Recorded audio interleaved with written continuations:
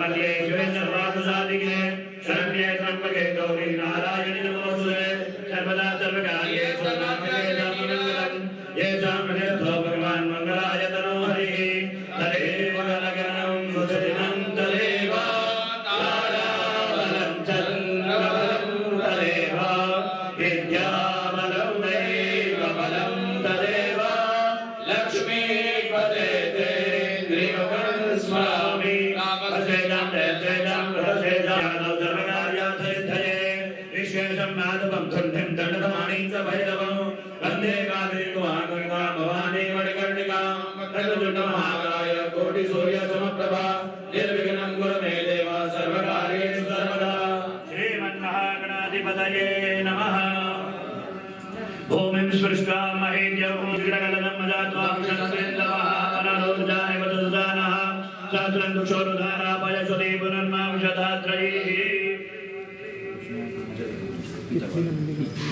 ओम वरुणस्योत्तम घनमजि वरुणस्यं वदने तो वरुणचरे तदन्यजि वरुणचरे तदनमजि वरुणचरे तदधर्मामि तदनो हताजाति जाग्रति सुप्रेणां शग्रमावयं सोचो माधुस्वादेन तो विश्वान् मुञ्चतनो हता कर्मपात्रं सुसम्पन्नम् ओम पुनन्तु मादेव नमः पुनर्मवसादिः पुनन्तु विश्वाभूतादिः पुरीहिमा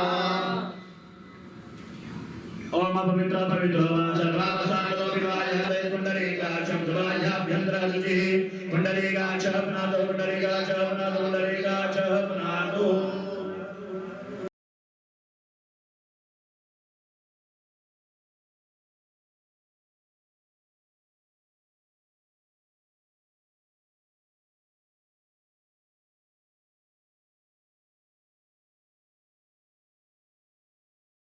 श्री सद्गुरुदेव भगवान की जय।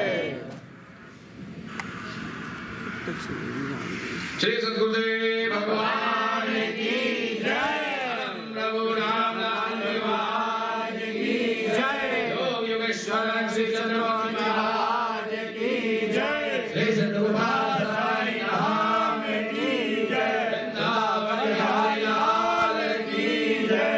शंकर भगवान की जय। हर हर महादेव।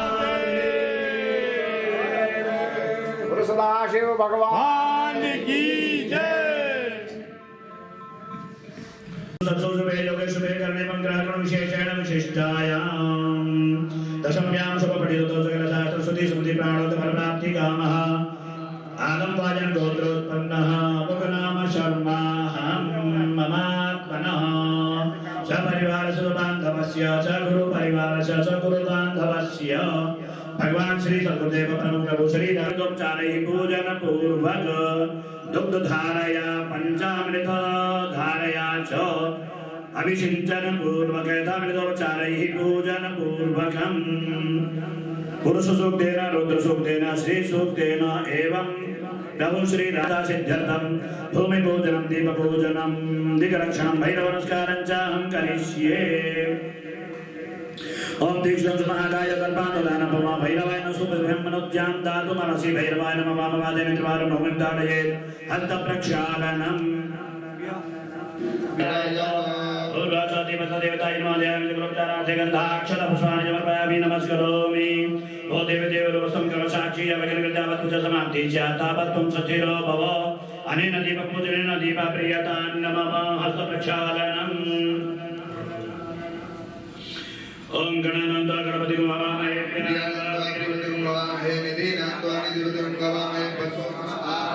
गर्भतमा त्वमजासि गर्भतम्मा अंबिके बालिके नमानेति कशना सशतश्वकः सुद्रिकां गाम्भीरवासिनीं वाजामि आसनानि पुष्पाणि समर्पयामि।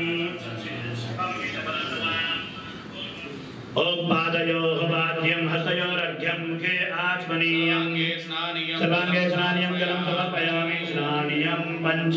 श्री सद्गुरुदेव भगवान की जय। महाप्रभु श्री रामदास भगवान की जय। योग योगेश्वर श्री चंद्रमौली भगवान की जय।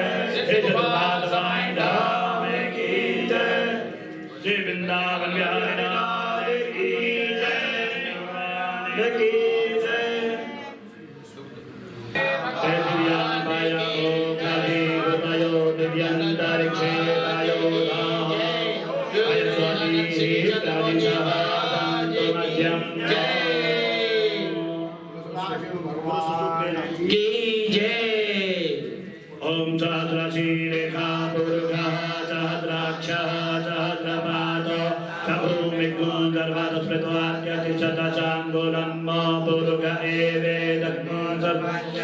कञ्च भाव्यम् उतामृतशेषानो ददन्नेनातिरोहति एतावान् शमयितोज्यायांश पूरुखः पादोश विश्वाभूतानि त्रिपादस्यामृतं दिवि त्रिदुर्व उदयपुरुखः पादोषेह भवत्पुनः ततो विद्वञ्जग्रामसने अभिततो विराडजन्म उद्वारुकमिव वन्दोर्मुक्षीयमामृतात् त्र्यम्बकं जजामहे सुगन्धिं प्रतिवेदनम् उद्वारुकमिव वन्दनादितो नमः शम्भवाय च मयो भवाय च नमः शङ्कराय च महेश्वराय च नमः शिवाय च शिवतराय च श्रीहर्गुदेव परब्रह्मणे नमः स्नानियं पया समर्पयामि पया स्नानान्ते स्नानियं शुद्धोदकं समर्पयामि शुद्धोदक स्नानान्ते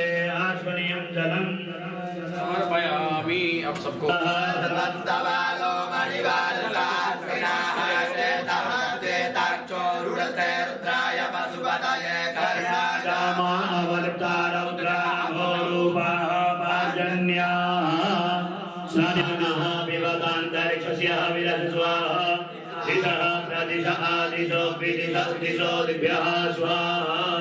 समर्पयामि कृतस्नानान्ते स्नानियं शुद्धोदकम् दही बहना घी बहना तो समृद्धि की पहचान है। तो ये देखो चलिए अब अरे वो काशी वाला लेट होता स्नानियं शुद्धोदकं समर्पयामि शुद्धोदक स्नानान्ते आचमनीयं जलं समर्पयामि स्नानियं मधु अभी तो और आ रहा है सब में है गंगा जी तो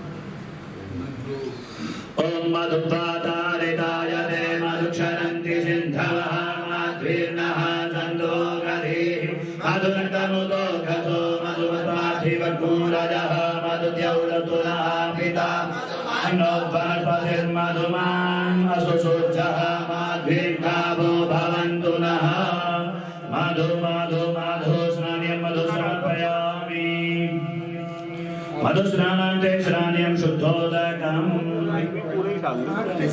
दही पूरा डाल ओम आपो हिष्ठामयो भूतान ऊर्ध्वे दधातना महेरणाय शोभः शिवतमो रजतस्य भाजयते हनः सतीरिव मातरः तस्मा अरङ्गमामवोदशक्षया यजिन्वथा आपो जनयथा जनः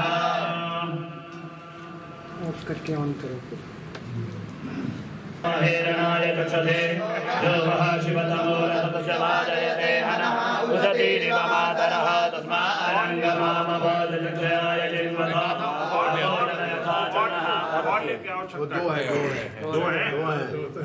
नहीं तो अभी और पड़ जाएगी दो है एक ये चंडा शुद्ध दूरा खांड है ये एकदम देसी। ओम अपागोरा समुद्वाय सद्गुण सूर्ये चंदगुण समाहितं अपागोरा सस्यदोरा सस्तंगो गन्धा कृतममुपयामग्रहीतो सीन्द्र चतुराजुष्टं गन्धां ये हरे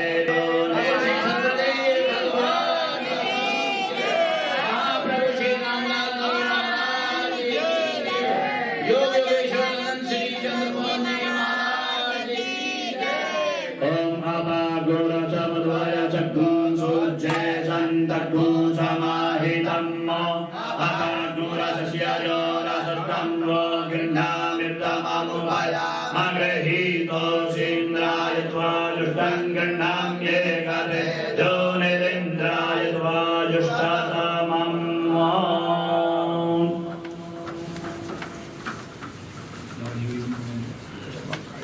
आ जाओ जो सब लगा लो दही है ना दही की वजह से बना जरूरत नहीं है। अरे बहुत ज्यादा मत करो गुरुजी बस बस और पहले नेत्रों पे शुद्ध जल से करो अपने आप को स्नानियं शर्करां समर्पयामि शर्करास्नानान्ते स्नानियं शुद्धोदकम् ओम आपो हिष्ठामयो भूतान ऊर्ध्वे दधातनो महेरणाय जो वः शिवतमो रसस्य भाजयते हनः उजतीरिव तस्मा अरङ्गमामवोदशक्षयाय जिन्वथा आपो जनयथा जनः पूरे से शरीर शरीर पे चल स्नानियं शुद्धोदकं समर्पयामि। परम प्रभु श्री रामलाल जी महाराज की जय। योगेश्वरानंद श्री चंद्रमोहन जी महाराज की जय। श्री दत्त गोपाल तमाई राम की जय। वृंदावन बिहारी लाल की जय। शंकर भगवान की जय। हर हर महादेव।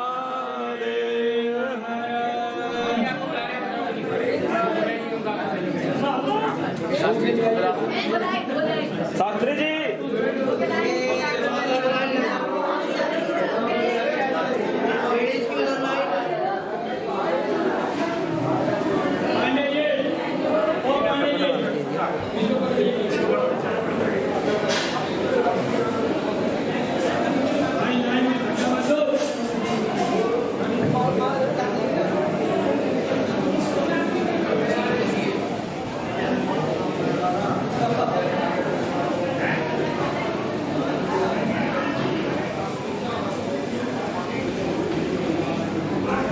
लाइन में लग जाओ भाई, भीड़ मत करो। लेडीज का लाइन अलग, जेंट्स का अलग। अपना अपना लाइन पकड़ो। चले भाई, सुविधा होगी।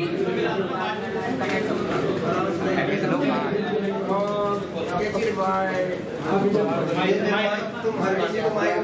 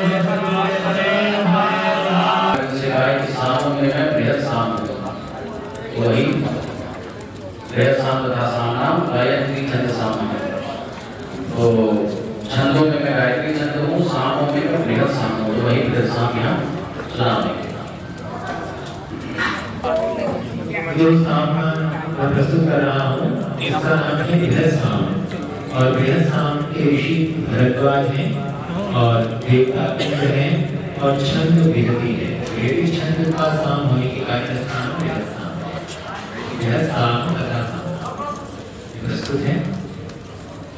गौतम शाखा गुर्जर पक्षी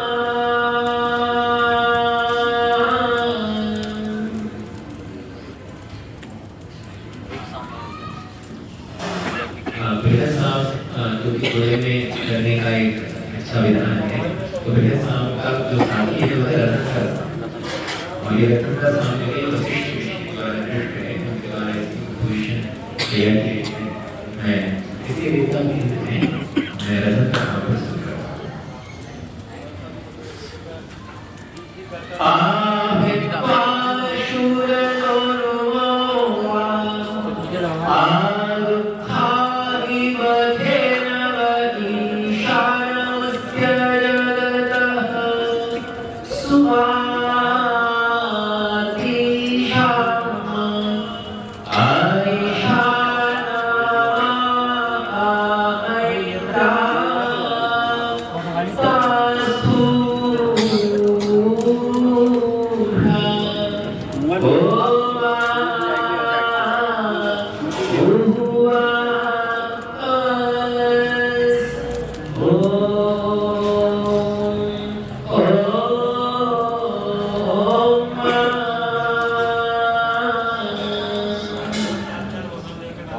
श्री सद्गुरुदेव महाप्रभु श्री राम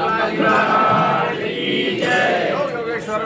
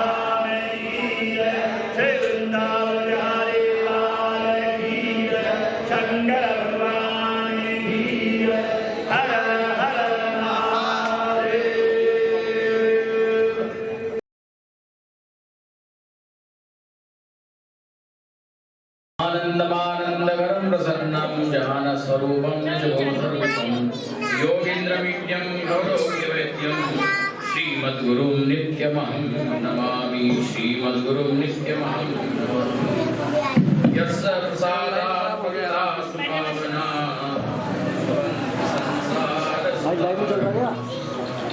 योगीश्वराणां श्रीरामलाल प्रभुमीशमाश्रये श्रीचंद्रमोहन गुरुमीशमाश्रये। आज आनंदकंद श्री गुरुदेव भगवान का प्राकट्य उत्सव है, जन्मोत्सव है। 1909 में गुरुदेव ने ये जन्म स्वीकार किया था। 2023 अभी चल रहा है, तो इस हिसाब से कितने वर्ष हुए? 114 वर्ष गुरुदेव को ये जन्म स्वीकार किए हुए हैं, जिसके हम लोग बालक हैं सब। गीता में भगवान ने अपने मुखारविंद से कहा है, जन्म कर्मा च मे दिव्यम एवं योगित्ति तत्वतः। अर्जुन मेरा जन्म और कर्म दिव्य है। दिव्य है अर्थात कर्म बंधन में नहीं है, मानुषी जन्म नहीं है। हमारा आप लोगों का जो जन्म होता है वो तो कर्म बंधन के कारण होता है। बाध्य हैं जन्म लेने के लिए, स्वेच्छा से जन्म नहीं धारण करते, बाध्यता से जन्म होता है। योग दर्शन में वर्णन है इस प्रकार से, जब हम शरीर छोड़ते हैं, यम यम वापी समन भावम त्यजन्ति कलेवरम तम तमय वैति कौन्तेय सदा तद्भाव भाविता। गीता में भगवान ने कहा है जैसी जैसी मृत्यु काल में जिसकी भावना होती है वैसा वैसा उसका भावी जन्म होता है। योग दर्शन ने इसको थोड़ा और तकनीकी रूप से सिद्ध किया कि मृत्यु काल में हमारा एक नया कर्माशय, एक भावी प्रारब्ध तैयार हो जाता है। उसका क्रम ये रहता है कि हमारे चित्त के अंदर जो अगणित कर्म समुदाय पड़ा है उसमें से एक कर्म प्रधान बन जाता है। अब कौन सा कर्म प्रधान बनेगा ये निर्भर करता है हमारे जीवन भर के किए गए पुण्य कर्मों पर अथवा पाप कर्मों पर। यदि जीवन भर सुकृत किया है तो कोई सुकृत कर्म ही प्रधान बनेगा, और जो कर्म प्रधान बन जाएगा वो वैसे वैसे दूसरे कर्मों का चयन कर लेता है। इस प्रकार से एक नया कर्माशय हमारा भावी जन्म के लिए तैयार हो जाता है। उसी के अनुरूप फिर हमारा नया जन्म होता है। और ये क्रम, ये श्रृंखला चलती रहती है, अगणित वर्षों से चल रही है और चलती रहेगी। यही सनातन धर्म का सिद्धांत है। जब तक कि कोई पूर्ण सद्गुरु आकर के हमको इस चक्र से बाहर नहीं निकाल लेता, खींच नहीं लेता, अलग नहीं कर देता, तब तक ये कर्मों की श्रृंखला बराबर चलती रहती है। इसी का नाम आवागमन है, गमनागमन है। हिंदी भाषा में इसको आवागमन कहा गया है। पुनर्जन्म का सिद्धांत और कर्म का सिद्धांत ही सनातन धर्म का मूल सिद्धांत है, जो अन्य धर्मों में, इस्लाम आदि धर्मों में ये सिद्धांत नहीं है। हमारे सनातन धर्म की तो नींव ही कर्म के सिद्धांत से है, पुनर्जन्म के सिद्धांत से है। ऐसे पूर्ण सद्गुरु तत्व आकर के यदा कदा अपने संस्कारी जीवों के कल्याण के लिए बहुत रेयरली आते हैं, बड़े विरल रूप में आते हैं और जीवों को कर्म बंधन से मुक्त करते हैं। जैसा कि गीता में भगवान ने प्रेरणा की है कि अर्जुन के माध्यम से पूरे प्राणी मात्र को उपदेश किया कि जब जब योग रूपी धर्म की हानि होती है, दुख अधिक बढ़ जाता है, पाप कर्म संसार में बढ़ जाता है, तब तब मैं सृजाम्यहम्, मैं अपने को सृजित करता हूँ। अहम सृजामि। ऐसा नहीं है कि भगवान को कोई बाध्यता है, वो करुणाद्र होकर के स्वेच्छा से जन्म धारण करते हैं लोक कल्याण के लिए। पूर्ण योगियों में और ईश्वर में कोई अंतर नहीं होता। जैसे ईश्वर जन्म स्वीकार करते हैं, ऐसे ही पूर्ण योगी भी समय समय पर लोक कल्याणार्थ जन्म स्वीकार करते हैं, या अपने गुरु की आज्ञा से वो जन्म स्वीकार करते हैं और उसमें कोई कारण नहीं है। वो जन्म स्वीकार करने पर भी उनके ऊपर कोई कर्म बंधन लागू नहीं होता। उनके सभी कर्म निष्काम होते हैं, सभी कर्म उनके स्वेच्छा से किए गए कर्म होते हैं। उन कर्मों की कोई बाध्यता योगियों पर नहीं पड़ती। तो ऐसे ही हमारे श्री सद्गुरुदेव भगवान अपने श्री मुखारबिंद से बताया करते थे कि पूर्व जन्म में वो गंडकी नदी के किनारे, कहाँ पर, नेपाल और भारत की, नेपाल और बिहार की और इधर उत्तर प्रदेश की जो सीमा पड़ती है, उस सीमांत प्रदेश में गुरुदेव निवास करते थे। चक्रतीर्थ उसका नाम है। हमारे सामने आदरणीय डॉक्टर विजय सिंह जी विराजमान हैं, बहुत पुराने गुरुदेव के लाडले बालक हैं, बैठे हैं। ये तो गुरुदेव के समय में भी कई बार उस स्थान पर होकर के आए हैं। मैं तो अभी नहीं पहुंच पाया हूँ, इच्छा तो है मेरी जाने की। प्रभु जी कृपा करें, संभव है आगे शीघ्र ही आगामी काल में वहाँ का दर्शन हो पावे। किंतु ये गए उस स्थान पर जहाँ गुरुदेव अपने पूर्व जन्म में रहते थे, गंडकी नदी के किनारे। गोरखपुर से लगभग 80-90 किलोमीटर होगा, इतनी दूरी पर वो स्थान है। गुरुदेव अपने मुखारबिंद से कहा करते थे गंडकी का पूर्वांचल पुल, है ना, पूर्वांचल में वो स्थान पड़ता है, तो गुरुदेव उसको गंडकी का पूर्वांचल पुल कहकर के संबोधित करते थे। वो स्थान आज भी बना हुआ है, उसको त्रिवेणी धाम बोलते हैं। जो आप लोगों ने श्रीमद् भागवत में पढ़ा होगा, सुना होगा, गजग्राह की जो कथा है कि एक ग्राह ने गज को पकड़ लिया था और उस गज ने भगवान नारायण को याद किया, गजेंद्र मोक्ष है ना, तो भगवान ने आकर के उसको मुक्ति दी ग्राह की पकड़ से। तो वो जो स्थान है जहाँ पर ये घटना घटित हुई थी वो वही स्थान है जहाँ हमारे गुरुदेव भगवान निवास करते थे। उसको त्रिवेणी धाम या चक्र तीर्थ बोलते हैं। तो उस स्थान पर हमारे गुरुदेव सैकड़ों वर्ष की आयु धारण करके रहा करते थे। पूर्व जन्म में भी पूर्ण सिद्ध थे। कोई ये न समझे कि इस जन्म में ही गुरुदेव सिद्ध बने हैं, पहले साधारण व्यक्ति थे, ऐसा नहीं है। ये नियम तो हम लोगों के लिए है, वो तो बने बनाए आए थे, है ना, और आज भी हैं, गए कहीं नहीं है। शरीर छोड़ दिया, ऐसे शरीर वो रोज बनावे रोज छोड़े, उनके लिए तो लीला है। हम लोग चूंकि अज्ञानी ही, इसलिए हम लोगों को शरीर से मोह रहता है, इसलिए हम लोग तत्व को नहीं जान पाते, इसलिए दुख मनाते हैं। योगियों के लिए तो लीला है। श्री प्रभु जी ने कहा था गुरुदेव से, जब महाप्रभु जी शरीर छोड़ रहे थे, अरे ऐसे काम तो हम रोज करते हैं, तुम क्यों दुख मना रहे हो। हमारे गुरुदेव भगवान की जब महाप्रभु जी लीलावसान करने लगे अपने सब में, तो थोड़ा दुखी हो गए, स्वाभाविक प्रवृत्ति है। तो महाप्रभु ने गुरुदेव से कहा था, अरे इसमें दुख मनाने की क्या बात है, ये काम तो हम रोज करते हैं, रोज शरीर बनाते रोज छोड़ते हैं। वही बात गुरुदेव के लिए भी लागू होती है। ऐसे योगी तो रोज ही काय निर्माण करके लोक कल्याण प्रतिदिन किया करते हैं। तो काय निर्माण से ही हमारे गुरुदेव ने वहाँ का अपना शरीर छोड़ा, वहाँ का गंडकी नदी के किनारे का। और आप नेट पर भी सर्च करेंगे ना, त्रिवेणी धाम, तो उसमें वाल्मीकि नगर बिहार के बॉर्डर पर है, वो स्थान है आज भी, गंडकी नदी के बिल्कुल किनारे। तो वहाँ गुरुदेव का निवास था। वहाँ से उन्होंने अपना सैकड़ों वर्ष का शरीर, गुरुदेव अपने मुख से कहते थे, जटाजूट वाला शरीर था, सदुखड़ों वाला शरीर था, साधुओं का शरीर। ऐसा जैसा इसमें गुरुदेव का शरीर अब ऐसा नहीं, पूर्व जन्म का जो शरीर था उसमें बड़ी मोटी खाल जंगली महात्माओं का शरीर था गुरुदेव का, कई सौ वर्ष की आयु। वहाँ से शरीर छोड़ करके फिर गुरुदेव ने पूरे भारत का अपने सूक्ष्म शरीर से भ्रमण किया कि कोई पवित्र स्थान मिले तो मैं जन्म ग्रहण करूंगा। अलुपुर में जाकर के जन्म स्वीकार किया। तो इस प्रकार से हमारे गुरुदेव ने लोक कल्याणार्थ इस जन्म को स्वीकार किया है।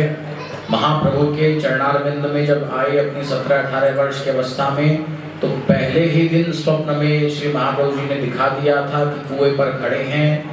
उसमें से कुएं में से जल निकाल के महाप्रभु जी लोगों को पिला रहे थे।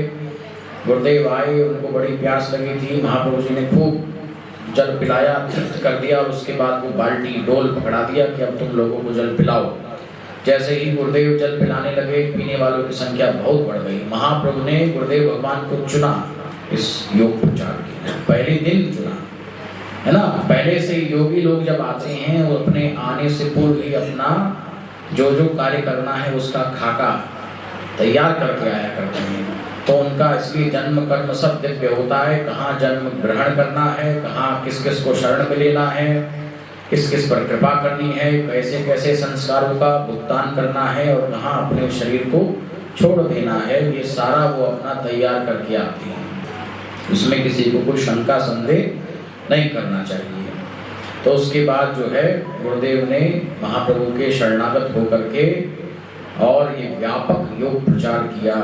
गुरुदेव के समय में तो कितनी भारी भीड़ होती थी और योग प्रचार किया। कभी अपने को प्रदर्शित नहीं किया, सारा श्रेय तो महाप्रभु जी को ही दिया। करते स्वयं थे, किंतु कहते थे कि महाप्रभु जी कर रहे हैं, मैं तो निमित्त मात्र हूँ, कड़छी हूँ। वैसे कहते थे प्रभु जी का हलवा है, मैं तो बांट रहा हूँ, मैं तो कड़छी हूँ। ऐसी गुरु भक्ति कहाँ देखने को मिलेगी। हमारे गुरुदेव ने जो एक गुरु भक्त की क्या कहना चाहिए कि दृष्टांत दिया है, वो तो सर्वोपरि दृष्टांत है। वो गुरु तो बने ही नहीं, वो तो शिष्य ही बन के रहे, महाप्रभु जी के शिष्य ही बन के रहे। कितनी बड़ी बात है, हम लोगों को सीखना चाहिए। तो ये गुरुदेव का जन्मोत्सव हम लोग मना रहे हैं अपने प्यारे गुरुदेव का। ये गुरुदेव का जन्मोत्सव सबसे पहले दिल्ली से ही मनना प्रारंभ हुआ है। आप लोगों को मैं बता दूं, अब तो सब जगह स्थान स्थान पर मन रहा है। इसका प्रारंभ दिल्ली मंडल से ही हुआ था। पुराने समय में सन 50-52 में हमारे पुराने गुरु भाई थे श्री डॉक्टर ऋषिराम गुप्ता, एक ऋषिराम शर्मा हुए हैं, वो भी जीवित हैं प्रभु जी की कृपा से, बनारस वाले थे। तो फिरोजाबाद के, परंतु बनारस में बीएचयू में पढ़ाते थे, वो अभी लखनऊ में है। वो बनारस में गुरुदेव का कार्यक्रम कराया करते थे। और दूसरे ऋषिराम गुप्ता जो हिंदू कॉलेज में दिल्ली विश्वविद्यालय में इंग्लिश विभाग में प्रोफेसर थे, तो उन्होंने गुरुदेव का योग प्रचार कार्यक्रम दिल्ली में कराना प्रारंभ किया। तो तब तक किसी को नहीं ज्ञात था कि विजयदशमी पर गुरुदेव का जन्म हुआ था। गुरुदेव ने भी कभी इस बात को उद्घाटित नहीं किया। महाराज जी अपने को तो कभी प्रदर्शित करते ही नहीं थे, श्रेय नहीं देते थे। महाप्रभु जी का जन्मोत्सव रामनवमी मनाते थे तब तक, रामनवमी और गुरु पूर्णिमा। गुरु पूर्णिमा तो महाप्रभु जी के समय से बनता आ रहा है। गुरुदेव भी गुरु पूर्णिमा के ही अवसर पर महाप्रभु जी के चरण शरण में ऋषिकेश में पहुंचे थे। तो ऐसा ही ये 52-53 की बात है, हिंदू कॉलेज के परिसर में ही योग प्रचार कार्यक्रम हो रहा था। और उनका जो बंगला था हमारे प्रोफेसर ऋषिराम गुप्ता जी का, उसके सामने जो प्रांगण था उसमें ही मंच बना के टेंट लगा के उसमें प्रोग्राम होता था। तो विजयदशमी का दिन था, योग प्रचार कार्यक्रम चल रहा था। गुरुदेव बड़े प्रसन्न अवस्था में बोले, आज तो मैं बालक हूँ, छोटा सा बालक हूँ। तो गुरुदेव की निजी सेवा में वर्षों रहे हमारे परम आदरणीय गुरु भाई श्री भुवनेन्द्र झा जी ने गुरुदेव से पूछा कि प्रभु जी आज क्या बात है, आप ऐसे बार बार कह रहे हैं। तब गुरुदेव ने बता दिया कि लल्ला हमारा जन्म आज का ही है, दशहरे को ही हमारा जन्म हुआ था। तो ये बात उन्होंने फिर डॉक्टर ऋषिराम गुप्ता जी को बताई। तो उस दिन तो उन्होंने फिर खूब लड्डू वगैरह बाजार से मंगवा करके सब जो है भक्तों में, गुरु भाइयों में बंटवा दिया। और अगले वर्ष फिर उन्होंने विशेष रूप से कार्यक्रम लिया गुरुदेव के जन्मोत्सव का और उसको विधान से मनाया। उन्होंने कहा कि भाई सद्गुरु तत्व शिव स्वरूप है, तो जैसे भगवान शिव की उपासना की जाती है, जैसे भगवान शिव को हम लोग दूध से, दही से, शहद से, पंचामृत से स्नान कराते हैं, ऐसे ही गुरुदेव को भी स्नान कराएंगे। ये डॉक्टर साहब का ही विचार था। तो गुरुदेव ने भी उनकी बात की स्वीकृति दे दी और विधिवत गुरुदेव का दूध से स्नान कराया गया। और जो परंपरा बाद में आप सब लोग जानते हो चली, वो प्रारंभ हुई 10 वर्ष तक। ए बच्चों बात न करो, इधर गेट पर बैठे हैं। 10 वर्ष तक गुरुदेव का जन्मोत्सव दिल्ली में मनता रहा। उसके बाद सहारनपुर के हमारे गुरु भाई थे ओम प्रकाश मित्तल, आदरणीय ओम प्रकाश मित्तल पुराने गुरु भाई थे। उनकी धर्मपत्नी आदरणीय शशि प्रभा मित्तल बहन जी अभी 2-4 वर्ष पहले शायद उनका शरीर पूरा हुआ, हरिद्वार में रह रही थी, बड़ी ऊंची ध्यानी थी, पैरखल में रह रही थी। तो ओम प्रकाश मित्तल जी ने गुरुदेव से प्रार्थना की कि सहारनपुर मंडल का एक विचार है कि आप कृपा करें, सहारनपुर में आपका जन्मोत्सव मनाया जाए। तो गुरुदेव ने कहा कि भाई दिल्ली के बच्चे हमारे मनाते हैं, यदि वो स्वीकृति दे दें तो हमें कोई समस्या नहीं है, हमसे नहीं तो दिल्ली वालों से पूछो। तो उन्होंने आकर के फिर जो हमारे पुराने गुरु भाई थे ऋषिराम गुप्ता जी, आर.डी. शर्मा जी, सिसोदिया साहब थे, इन सबसे कहा कि भाई हमारी इच्छा है कि इस बार ये उत्सव हमें मिल जाए। तो बड़ा मुश्किल से उन्होंने दिया प्रोग्राम, मान गए। उसके बाद फिर सहारनपुर में गुरुदेव का जन्मोत्सव मना और उसके बाद तो फिर अलग अलग मंडलों में मनना शुरू हो गया। झांसी में 2 बार गुरुदेव का जन्मोत्सव मना, फिरोजाबाद में मना, शिकोहाबाद में मना, मिर्जापुर में मना, कछुआ में मना, बनारस में मना और कहाँ नहीं। तो कहने का अभिप्राय ये है कि इसका गुरुदेव के जन्मोत्सव का प्रारंभ दिल्ली से ही हुआ था। तो उसके बाद फिर अलग अलग समाई में भी 1-2 बार मना। कौंडल राव ने समाई में गुरुदेव का जन्मोत्सव मनाया था, दक्षिण भारत के नरसिंह मूर्ति जी महाराज के शिष्य थे। और ग्वालियर में, भोपाल में हमारे तोमर साहब ने मनाया। ऐसे गुरुदेव के समय में अलग अलग वर्ष अलग अलग मंडल के गुरु भाई इकट्ठे होकर के पहले ही गुरुदेव का कार्यक्रम ले लेते थे और वहाँ पर गुरुदेव का जन्मोत्सव, योग प्रचार कार्यक्रम दोनों इकट्ठा मनता रहा। तो ऐसे ये परंपरा चली है। अलूपुर में कई बार गुरुदेव के समय में चर्चा चली कि अलूपुर में आपका जन्म हुआ है तो वहाँ पर जन्मोत्सव मने। तो गुरुदेव ने कहा कि भाई अभी यहाँ व्यवस्था नहीं है, भविष्य में कभी होगा तो देखेंगे। तो आज वहाँ भी हो रहा है। गुरुदेव के लीलावसान के बाद उनके पैतृक घर को आश्रम के रूप में परिवर्तित किया गया और फिर उसमें हमारे जगदीश गर्ग जी का बड़ा योगदान रहा। उन्होंने काफ़ी प्रयास करके कमेटी गठित की और फिर वो सब मनाना आरंभ किया। तो कहने का मेरा अभिप्राय ये है कि ये गुरुदेव का संकल्प है, हम उनके संकल्प में बैठे हैं, उनके बालक हैं। उनके तेज में हम अवगाहन कर रहे हैं, अवगाहित हो रहे हैं। तो ये गुरुदेव का ही संकल्प रहा होगा कि हमारे बालक इस प्रकार से इकट्ठे होंगे, इस प्रकार से गुणानुवाद करेंगे, कीर्तन करेंगे, उनके हृदय के अंदर प्रकाश होगा। हम सब लोगों के हृदय में सद्गुरुदेव भगवान का ही प्रकाश है, उसी प्रकाश से प्रकाशित हैं। देखो, और जो रिश्ते होते हैं, घर परिवार के जो रिश्ते होते हैं, वो तो रक्त के संबंध हैं, परंतु गुरु भाइयों का जो संबंध है वो उससे बड़ा संबंध है। वो बड़ा संबंध यूँ है क्योंकि माना दो गुरु भाई हैं तो दोनों के हृदय में एक ही गुरुदेव का प्रकाश है ना। ये संबंध इसलिए बड़ा है, तुम्हारे हृदय में भी वही बैठे हैं, मेरे हृदय में भी वही बैठे हैं, तुम्हारे अगल बगल में जो बैठे उनके हृदय में भी वही हैं, तुम्हारे रिश्तेदारों में वो हैं या है नहीं है ये तो हम नहीं जानते। यदि वो गुरु भाई हैं तो हैं, नहीं है तो मालूम नहीं। तो इसलिए आप गुरुदेव भगवान के सब प्राय जितने बैठे हो, दीक्षित बच्चे हो, अन्यथा उनके ही परिवार के आगे के जो वंशज हैं वो ही यहाँ अधिकतर बैठे हैं। आप लोगों के हृदय में गुरुदेव का प्रकाश है, उसको समझो, गुरुदेव को के हो जाओ, उनके प्रति प्रेम जिसके अंदर पैदा हो जाएगा, भाव जिसके अंदर पैदा हो जाएगा, उसके अंदर श्रद्धा पैदा हो जाएगी। श्रद्धा ही गुरुदेव भगवान कहते थे माता की तरह योगी की रक्षा करते। श्रद्धा मातेव योगिनम पाति कल्याणी योगिनम रक्षति। ऐसी श्रद्धा नस्य वीर्यम उपजायते, जिसके अंदर श्रद्धा होगी उसके अंदर उत्साह पैदा होगा। उत्साह पैदा होगा, गुरुदेव के वचनों को मान करके वो चलेगा आगे।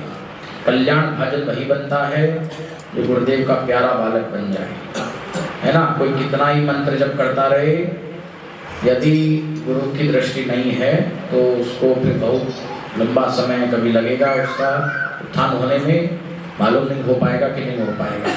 सबसे बड़ी बात है कि गुरुदेव की दृष्टि में जो आ जाता है वो तर जाता है, तो गुरुदेव की दृष्टि में आना चाहिए। हम जो भी साधन करते हैं, मंत्र जप करते हैं, ध्यान करते हैं, उस सबका प्रयोजन यही है कि हम उनकी दृष्टि में आ जाएं, नज़र में आ जाएं। और नज़र में यदि आ गए तो वो कृपा निकेतन हैं, कृपालु हैं, कृपा कर देते हैं। न जाने कौन से गुण पर दयालु रीझ जाते हैं, हम लोग भजन गाते हैं ना। तो जो उनकी नज़र में आ गया वो कल्याण भजन बन जाएगा। सारी साधना गुरुदेव की प्रसन्नता के लिए है, गुरु प्रीत्यर्थम, गुरु की प्रीति के लिए ही सब साधना है। यदि कोई ये सोचता है कि हम अपनी साधना से कुछ कर लेंगे तो कुछ नहीं कर सकता। करता रहा होगा कभी सत्युग अत्युग में, सत्योग में तो संभव ही नहीं है, गुरु शरणागति से ही संभव है। और यदि अपनी साधना से थोड़ा बहुत उत्थान हो भी गया तो उसका अहंकार इतना ज़्यादा हो जाता है कि फिर जहाँ था उससे और नीचे गिर जाता है, पतन उसका भारी पतन हो जाता है। इसलिए सिद्ध योग मार्ग के अंदर तो सद्गुरु शरणागति ही मूल है। सद्गुरु शरणागति को जो पा जाता है वो सब कुछ पा जाता है, वो तर जाता है। बड़भागी हैं आप सब लोग और हम जो ऐसे कठिन समय में ऐसे गुरुदेव की प्राप्ति हुई है, महाप्रभु जी की शरण मिली है। ये लोग तो कभी हिमालय को छोड़ते नहीं। कौन से कारण से? महाप्रभु जी भगवान सदाशिव की आज्ञा से और हमारे गुरुदेव महाप्रभु जी की आज्ञा से लोग कल्याण के लिए कुछ थोड़े से काल के लिए यहाँ चले आए, नहीं तो ये तो शुद्ध स्वरूप में रहने वाले आदि महासिद्ध हैं, है ना। यही मत्स्येंद्रनाथ हैं हमारे महाप्रभु जी ही। तो ऐसे महासिद्धों की चरण शरण की प्राप्ति ऐसे कठिन समय में होती है। आप लोग बहुत चकाचौंध देख करके बाहर की यूट्यूब पर देखते हो, बड़े बड़े आश्रम, बड़े बड़े मठ, बड़े बड़े प्रवक्ता, उनको देख करके बहका न करो। ये आपके हृदय में बैठ जाना चाहिए कि हम पूर्ण सद्गुरु तत्व के उपासक हैं, पूर्ण सद्गुरुदेव की हम शिष्य हैं।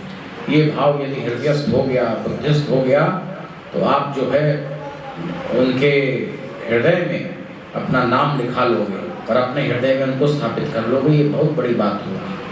साधना तो करनी चाहिए, परंतु उससे भी बड़ी बात है कि गुरुदेव के प्यारे बन जाओ, उनके हृदय में आ जाए, हाँ ये मेरे बालक हैं, ये मेरे हैं, तो कल्याण संभव होगा। ये जो आयोजन किए जाते हैं जन्मोत्सव का, ये सब इसलिए है कि हमारा जुड़ाव गुरुदेव से बना रहे, जो कनेक्शन है ना वो टूट ना पाए, वो कनेक्शन बराबर बना रहे, वो और प्रगाढ़ होता रहे। इसलिए सब सत्संग कीर्तन उत्सव का आयोजन होता है, ताकि हम और अधिक प्रगाढ़ प्रेम गुरुदेव के प्रति होता रहे। गीता में भगवान ने अपने मुखारविंद से कहा, अनन्य चेता सततम यो मां स्मृति नित्यश तस्याहं सुलभ पार्थ नित्य युक्तस्य योगिना।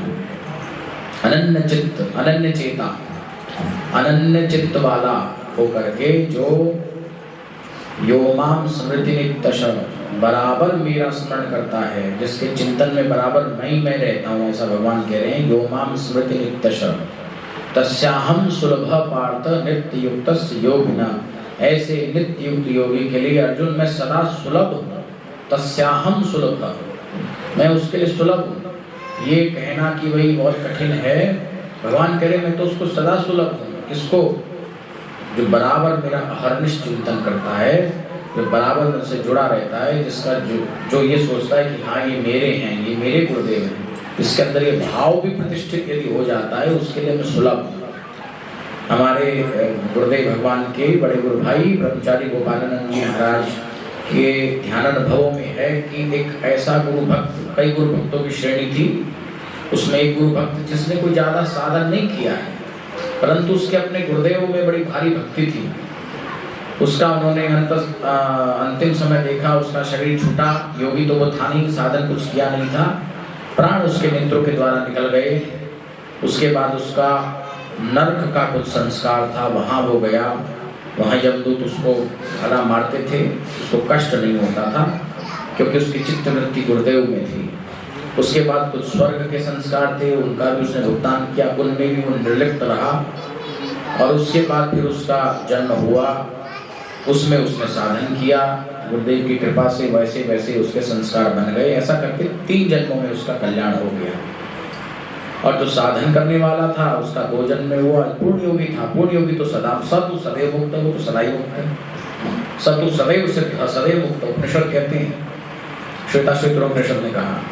तो इसलिए जो गुरु भक्ति भी जिसके अंदर पूरी तरह से जागृत हो जाए तो वो भी कल्याण भाजन बन जाता है। इसलिए समय समय पे आश्रम में आया करो।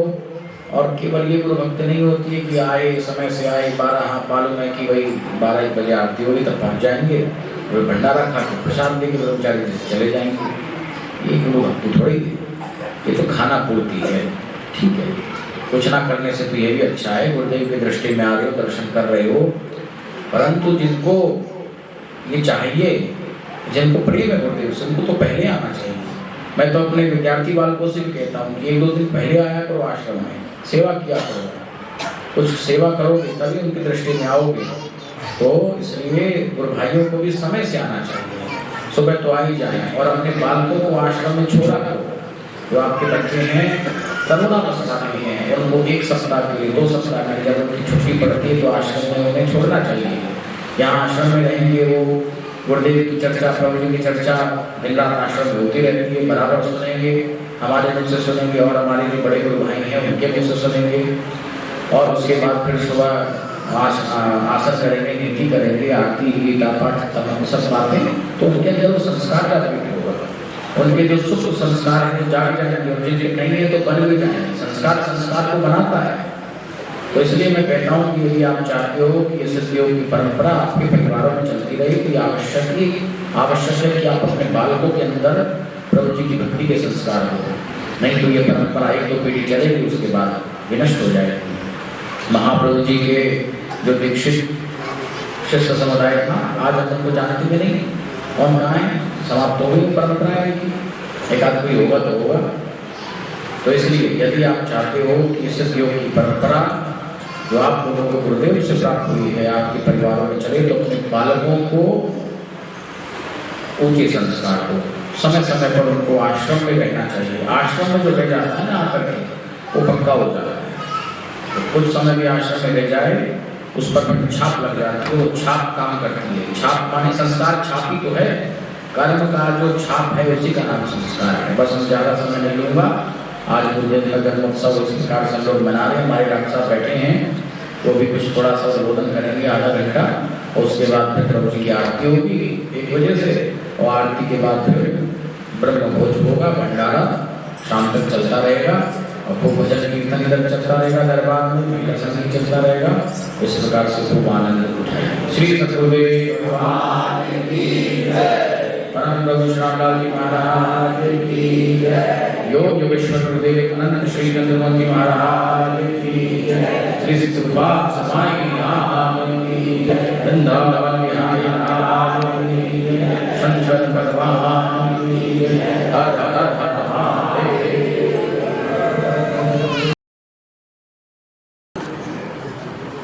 हमारे विद्वान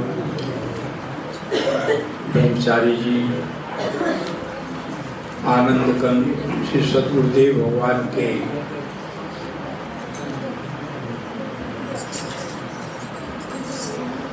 पूर्व जन्म त्रिवेणी धाम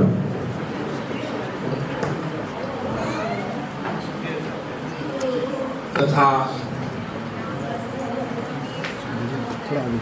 20वीं शताब्दी के प्रारंभ काल में आनंद कंद प्रभु जी के चरण कमलों में उनके ही निर्देश से अपने कई सौ वर्ष वाले शरीर को छोड़ करके लोक कल्याण के लिए इस भूतल पर आए। अलूपुर में उन्होंने जन्म स्वीकार किया।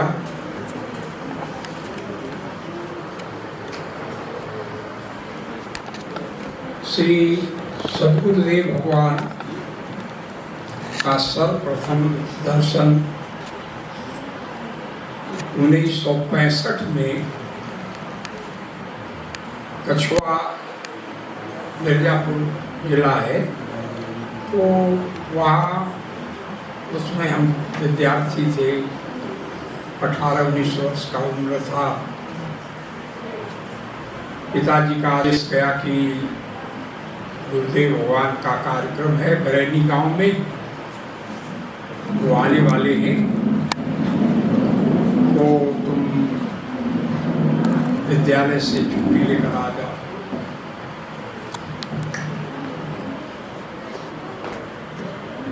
सही बात तो ये कि जैसे आज आप सभी यहाँ हैं, जो आनंद श्री सद्गुरुदेव भगवान जी के चरण कमलों के संपर्क में रहे हैं, उनकी बात कुछ और है, और जो उनके कुल परंपरा में बच्चे जन्म ले रहे हैं, अगर घर में वो सतो गुण का प्रवाह नहीं है,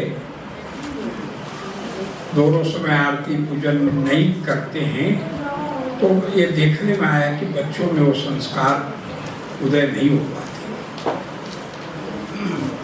उदय न होने के कारण कोई दोष हम नहीं देंगे उनको, क्योंकि उनका कोई दोष नहीं है। शायद उन सिद्ध पुरुष के चरण कमल हम लोगों को भी न प्राप्त होते, तो जो संसार का प्रवाह है उसी में हम लोग भी रमे रहते।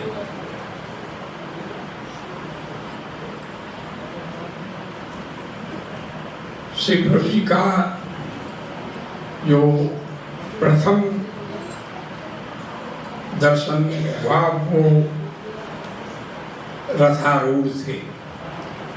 बहुत बड़ा जुलूस निकाला गया था, हाथी घोड़े और जो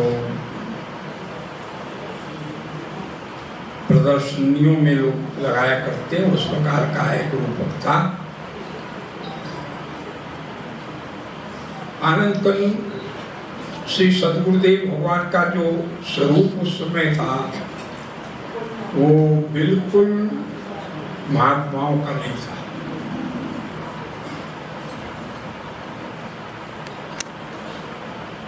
पचास वर्ष का आयु रहा हुआ, 50-55 वर्ष का, क्लीन शेव्ड और धोती कुर्ता जैकेट, जाने का समय था। वो कार से उतरे और उनको मंचासीन किया गया रथ पर। वो दृश्य मैं देखा, मेरे को अंदर से बदमाशी सी जिस लड़कों में होकर मैं कहा ये कोई महात्मा है, महात्मा जैसा कोई जो पढ़े थे हम लोग किताबों में, महात्मा ने दाढ़ी जटा धूप ने कुछ तो चंदन वंदन लगा हो, गेरुआ वस्त्र धारण किए, ऐसा कोई रूपक नहीं। सामान्य रूपक, धोती कुर्ता, गर्म कुर्ता था और जैकेट तो जैकेट में भी सिद्धू जी का यहाँ से एक चेन लगा हुआ वो पॉकेट घड़ी हुआ करता है गोला वाला, लेकिन रूप ऐसा था जैसा कि एक बार देखने पर अकारण चित्त बार बार उस रूप देखने का मन करता था। लेकिन अंदर मेरी जो युवावस्था की वृत्ति थी, ये मैं सोचता था कि भगवान शिव का उपासना, भगवान गणेश की उपासना, राम की उपासना, कृष्ण की उपासना करके ये लोग गुरु मनुष्य की उपासना करते। आचार्य जी ने अभी बताया कि ईश्वर और गुरु में कोई भेद नहीं है, बल्कि गुरु सत्ता ईश्वर से भी बड़ी है। गुरुवे सामक गुरु काले नानो छेदार, भगवान पातंजलि ने ईश्वर की जो विवेचना की है उसमें कर्म विपाक उनके नहीं होते, सुख दुख को उन्होंने नहीं झेला है, ये स्वरूप है भगवान ईश्वर का। निरतिशय ज्ञान वाले हैं, उनको कोई अज्ञानता का कभी लवलेश भी नहीं रहा है। माया बस कभी हो गए हों तो वो लीला है उनकी, लेकिन वो लीला भी बड़ी खतरनाक बाहर से हम लोगों को दिखना चाहिए। किसी की पत्नी हरण कर ली जाए कैसा होगा, किसी को कल राज्याभिषेक होने वाला हो, उसके पिता उसको जंगल जाने के लिए आदेश दे दें कैसा हो, जेल में जो पैदा हुआ हो और रातों रात उसको किसी और के घर में स्थानांतरित कर दिया जाए। भगवान श्री कृष्ण बाल्यकाल से ही उपद्रव, वो कहने का मतलब सामर्थ्य जो भी ईश्वर में दिखता है वो योग का ही दिखता है। योग के अतिरिक्त तो कोई सामर्थ्य नहीं है।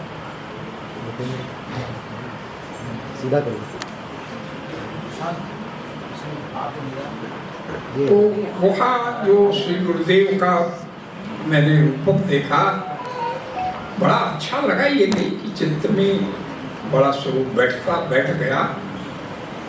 एक बात होता है, गणित वालों को धारणा बचपन से बनने लगती, क्योंकि पहाड़ा रटेगा वो भी धारणा का विषय है, सूत्र रटेगा धारणा का विषय है। अब संस्कृत वालों को भी होगा रूप रटने के कारण। तो धारणा एक थी कि चीजें, हाँ, चित्त में जो एक बार देखने के बाद ये बैठ जाता था कि ये चीज ठीक है। हमारे बड़े भाई ने देखा कि ये लड़का युवक है, वो बड़े अच्छे उच्च कोट की ध्यानी थी, बाबू महेंद्र नारायण से, जिनकी निजानुभूतियाँ पढ़िए। मैं खुद अपनी आंखों से उनको 14 घंटे समाधिस्थ देखा। बनारस काशी हिंदू विश्वविद्यालय में जो कार्यक्रम आनंद श्री गुरुदेव भगवान जी के हुए, वो सब स्मृतियाँ इतनी तेजी से हमारे चित्त में आने लगती कि वो सब रैंगल हो जाता है, एकदम असंबद्ध। तो उन्होंने कहा कि मेरा घर का नाम लेकर के कि हमारे गुरुदेव कैसे लगे। मैं कहा पहलवान। गुरु जी पहलवान जैसे दिख रहे। तो हमने वही बात कहा जो मेरे को समझ में आई। उन्होंने कहा कि शाम को आना, हमारे यहाँ कार्यक्रम है। तो फिर उनसे मैंने एक और धृष्टता पूर्वक कहा कि आप लोग भगवान को छोड़कर, शिव जी को बुलाने को छोड़ करके मनुष्य की पूजा क्यों करते?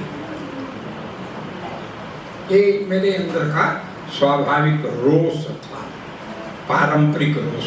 माने जो आदमी पर संस्कार पड़े हुए कर्मकांड के, देवी देवताओं के, वो फिर गुरु की क्यों उपासना, मनुष्य की उपासना हो रही।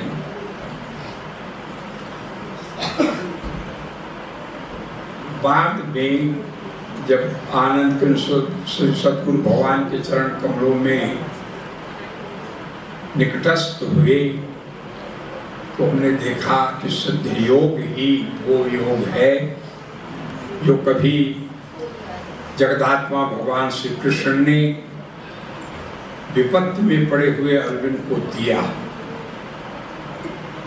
अर्जुन हिल गया था, उसका अंतःकरण बिल्कुल हिला हुआ था,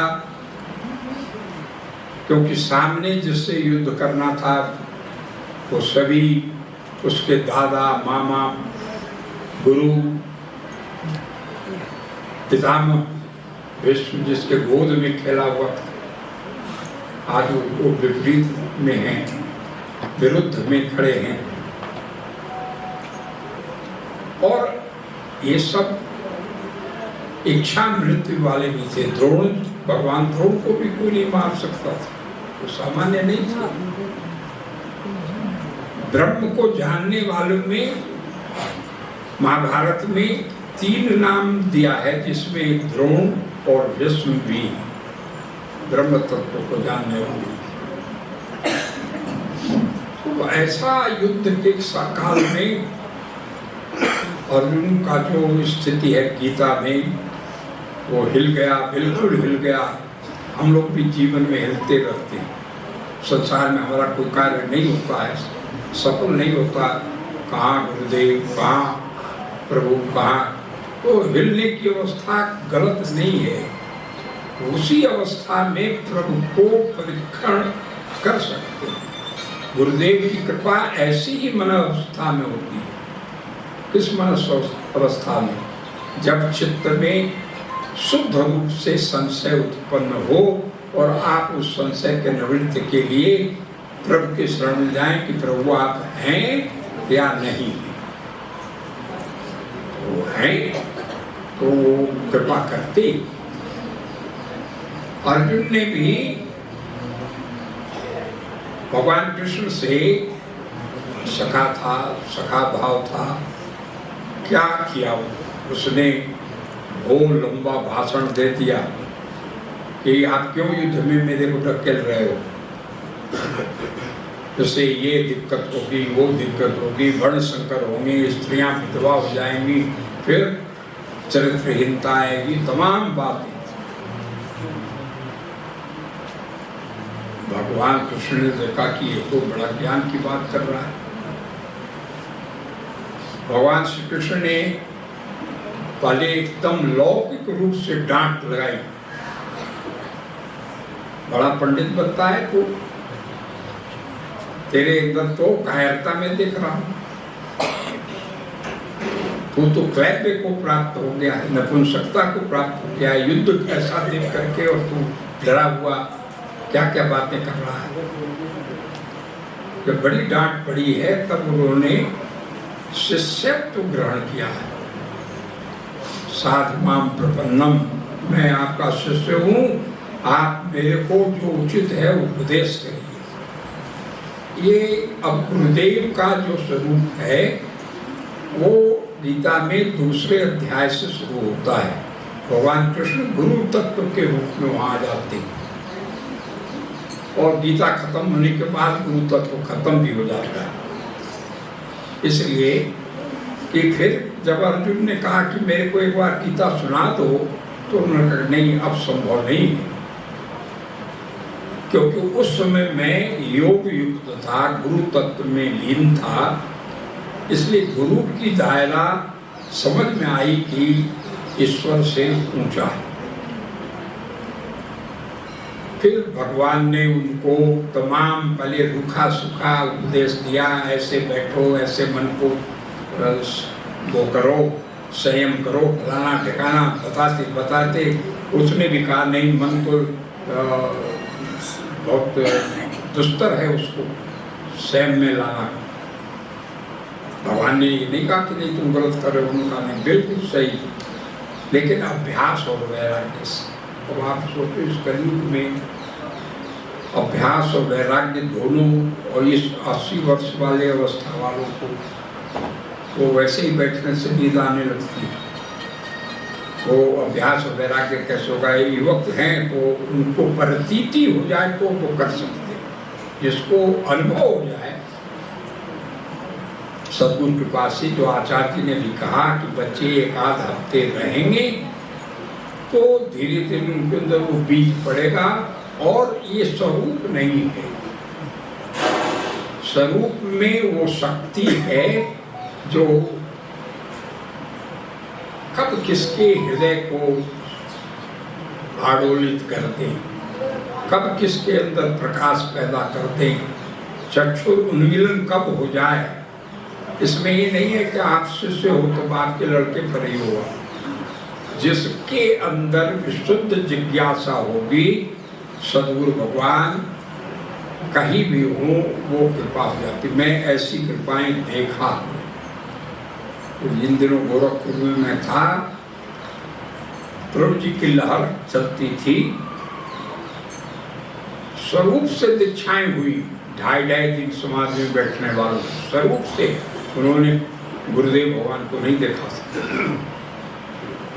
सत्संग में पुराने भाई लोग तो जानते हैं, 20 लोग अपने आप ध्यानस्थ होकर गिरते, बाद में उठते, बताते मेरे पास गणेश जी के दर्शन हुए, कृष्ण जी के दर्शन हुए, शिव जी के दर्शन हुए। तो ये गुरु कृपा है। आगे बढ़िए। अर्जुन को उपदेश पूरा कर्म योग, ज्ञान योग, भक्ति योग सबका बड़ा भयानक उपदेश भगवान ने दिया है। भयानक इसलिए कर रहा हूँ कि युद्ध स्थल में सामने एक एक ब्रह्मास्त्र लेकर सेना नायक लोग खड़े हैं, लड़ाई के लिए उत्सुक हैं। अब आप सोचिए, घोड़े हिना रहे होंगे, हाथी चिघाड़ रहा होगा, तो चुप होकर के कथा थोड़ा सुन रहे थे। वो सब तो अपने स्वभाव में थे। 9वें अध्याय में मेरे को ऐसा लगता है भगवान अब देख लिए कि इसको आधार बन गया है, अब कम प्रश्न कर रहा है, तो उन्होंने सिद्ध योग की चर्चा की। मेरे को सब श्लोक याद अब नहीं, लेकिन जो पहला दूसरा श्लोक है उसमें उन्होंने कहा कि देखो तुम्हारे लिए मैं राजयोग विवरण दे रहा हूँ। राजयोग कैसा है? प्रत्यक्ष आगमन, प्रत्यक्ष अनुभव करने में, सुख सुखम करने में सुखपूर्वक कर सकते हो। तो अब ये मैं अब जोड़ता हूँ कि सिद्ध युग में ही ये संभव है। गुरुदेव जिस पर कृपा कर देते थे उस पर कुछ उसको बहुत प्रयास करने की जरूरत नहीं पड़ती थी, अपने आप कृपा से अंतर चक्षु खुल जाता था, दिव्य प्रकाश की अनुभूतियां होने लगती थी। आँख चलते उठते बैठते श्री प्रभु जी के स्वरूप दिखते थे। मैं सत्य बात कर रहा हूँ, आप वो एकदम साक्षात नहीं, जैसा स्वरूप है वैसा स्वरूप। कुछ लोगों को साक्षात भी दिखते थे जो उच्च कोट के थे, बाबूराज नारायण सिंह इत्यादि, मैं नारायण सिंह इत्यादि, या हमारे जो झांसी के खट्टर भाई जी इत्यादि, ऐसे जो दिव्य आत्मा थे जो निरंतर अभ्यास करते थे, उन्हें तो साक्षात दर्शन होते थे। तो 9वें अध्याय में भगवान ने जो रूपक बनाया है, हमको ये दिखता है कि वो गुरु अब बड़े उदार हो गए हैं। अब कृष्ण अर्जुन को कुछ अनुभव कराने के लिए बात कर रहे हैं। 10वें अध्याय में पूछने पर अपने स्वरूप का वर्णन कर दिया, मैं ये हूँ, मैं वो हूँ। अभी भाई जी हमारे डॉक्टर साहब ने आचार्य जी के आदेश पर शाम काम किया, तो भगवान ने स्वयं को कहा मैं शाम क्या कौन सा काम है, हाँ कुछ और छंदों में क्या क्या कर दिया आपने को सब बताया स्वरूप। तो अर्जुन की स्मृति खुली। अर्जुन ने सोचा हाँ ऐसा तो देवल ऋषि नारद ऋषि सब कहते हैं इनके बारे में, तो हम दोस्त ही केवल इनको समझते रहे, दोस्त नहीं है ये जो कह रहे हैं यही बात ठीक। लेकिन अब देखो हम लोग मान लेते हैं कि मेरे गुरुदेव, जानने का कोशिश करना। अर्जुन ने मान नहीं लिया कि ऋषियों ने कहा, फलाने ने कहा, ढिकाने ने कहा। आज तो ये स्वयं 10वें अध्याय में अपने को बता रहे हैं। 11वें अध्याय में उसने बिल्कुल जिज्ञासा की कि क्या मैं आपके ये जो अव्यय रूप है, अव्यक्त रूप है, विराट रूप है, क्या उसका मैं दर्शन कर सकता हूँ? तो भगवान ने कहा इन आंखों से नहीं, माने यहाँ जो हमारी बाहरी आंखें हैं, बहिर्मुखी आंखें हैं, उनसे प्रभु का स्वरूप तो फिर फोटो है। वो आंख जब मिलती है तो स्वरूप जागृत दिखता है, आंखें उनकी हिलती हैं प्रारंभिक अवस्था में। अगर मैं गलत करता हूं तो उनकी आंखें ताड़ना देती हैं।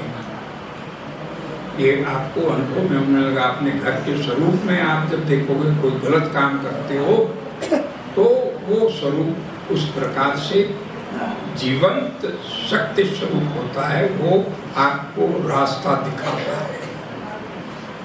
तो भगवान ने क्या कहा? वही योग है। दिव्यम ददाम ते चक्षु पश्चिमे योगेश्वरम। मैं तुम्हें दिव्य दृष्टि देता हूँ, तुम्हें मेरे ऐश्वर्य को दे। बस काम हो गया। अर्जुन को तो ये विराट रूप के जो दर्शन हुए ये भी दिखा दिया उसमें डेलीवरेट कि सब मर गए हैं, दांत में फंसे हुए हैं, कारण वर्ण सब फंस गए हैं, तुम काहे को घबराते हो, मैं सबको मार दिया है। और भगवान ने कहा निमित्त मात्रम भाव सबके साथ। सिद्ध योग निमित्त बनने की क्रिया, जो निमित्त बन जाए।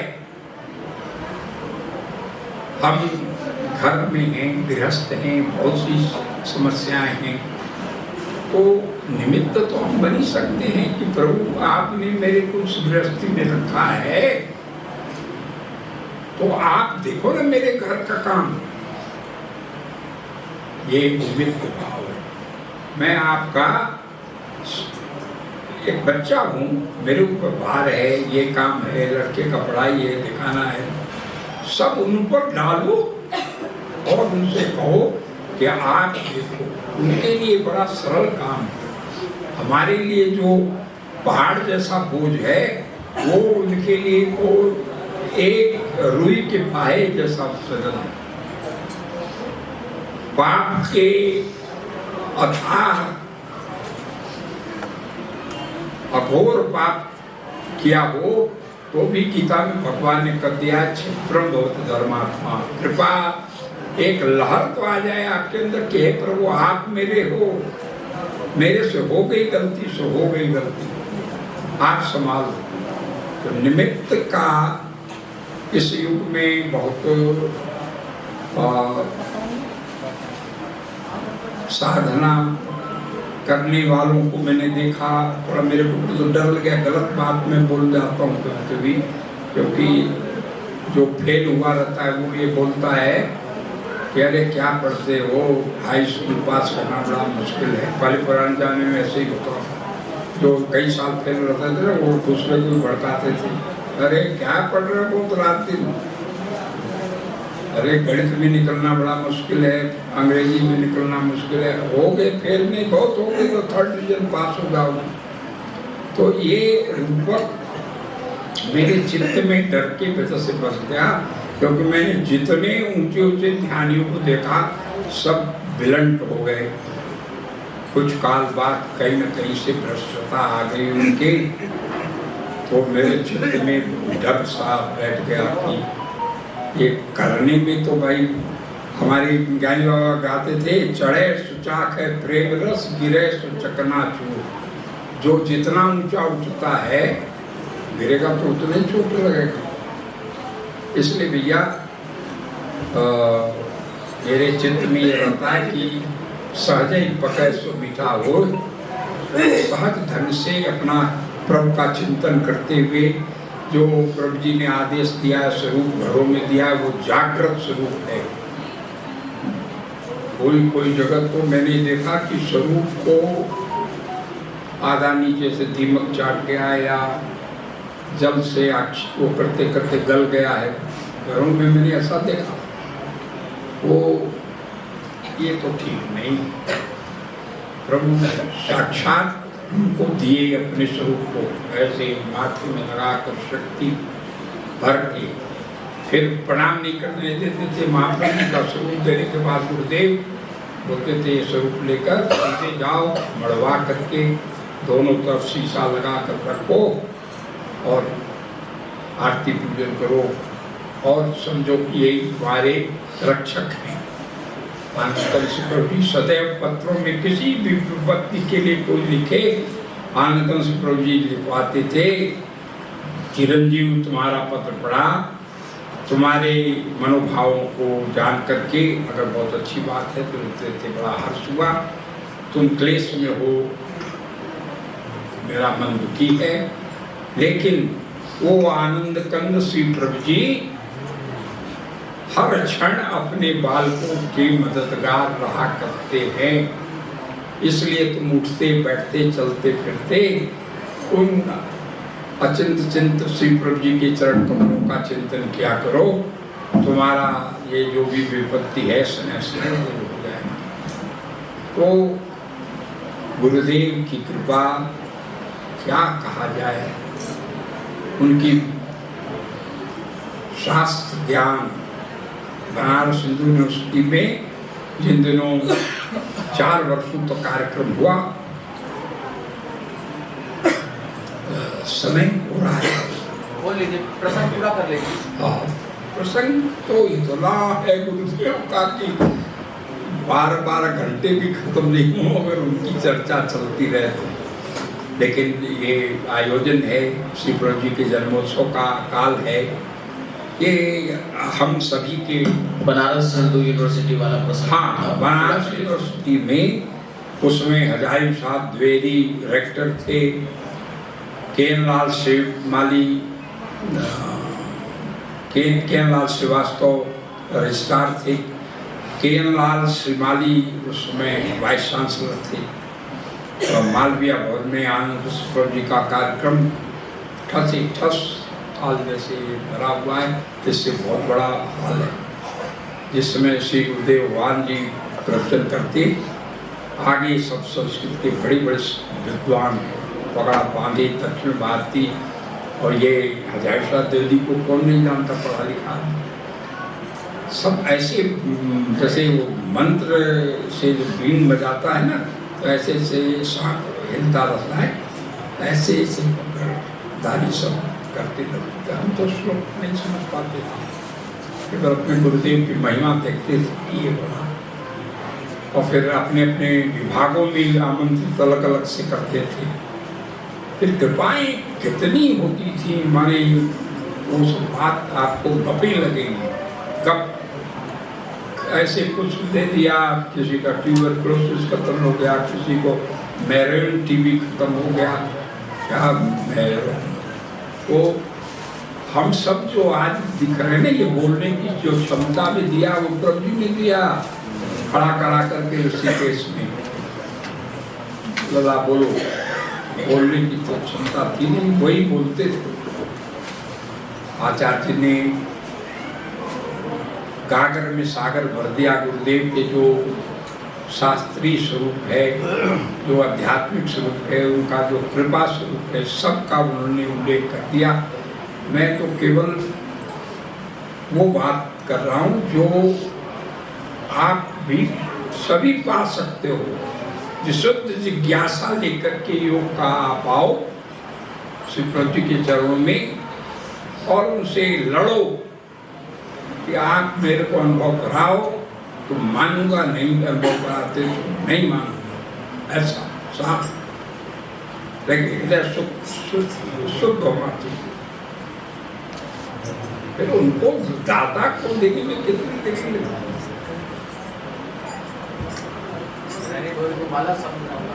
बोलो सतगुरुदेव भगवान की जय, परम परशुराम की जय, योग योगेश्वर श्री चंद्रमोहन जी महाराज की जय, सिद्ध गुफा समाई धाम की वृंदावन बिहारी लाल की हर हर महादेव हर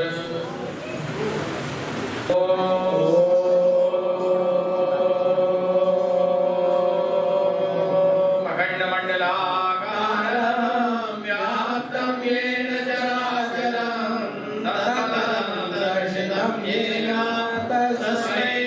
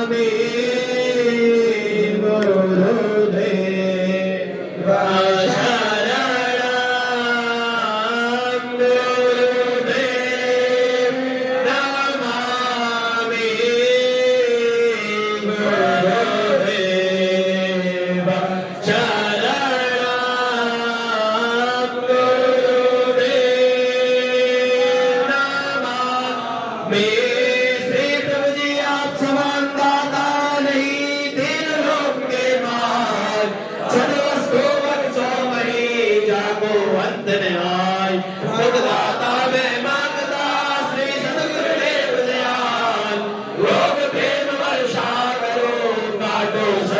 प्यार, पिता से माता सोना करते सुसो प्यार, माता से हर सौगना हर से गुरु सोबार, सात दीप नवखंड में श्री सतगुरु से बड़ा न कोई, करता करे न कर सके श्री सतगुरु करे सोई, अड़धड़ तीरथ सतगुरु चरण पर भी होता खंड, सहजो ऐसो धामना सकल अंड ब्रह्मांड, सत्परवश्याही करो घोर समुंदर जाय, धरती का कागज करो श्री सतगुरु स्तुति न समान, ऐसी कृपा प्रभु कीजियो श्री चरण कमल लिपटाय, आठ पैर 64 घड़े सुंदर दर्श दिखाय, ऐसी कृपा प्रभु कीजियो श्री चरण कमल लिपटाय, आठ पैर 64 घड़े मन हर दर्श दिखाय, ऐसी कृपा प्रभु कीजियो आय महाप्रभु श्री सतगुरु चरण कमल नाम योगायक फलचा बुद्धि स्फटित के लीजो नातुबा, बुद्धि निषदम को लीजो प्रयुबा, त्वमेव माता च पिता त्वमेव सर्वं मम नीरज सर्वं मम देव देव ब्रह्मामि शनि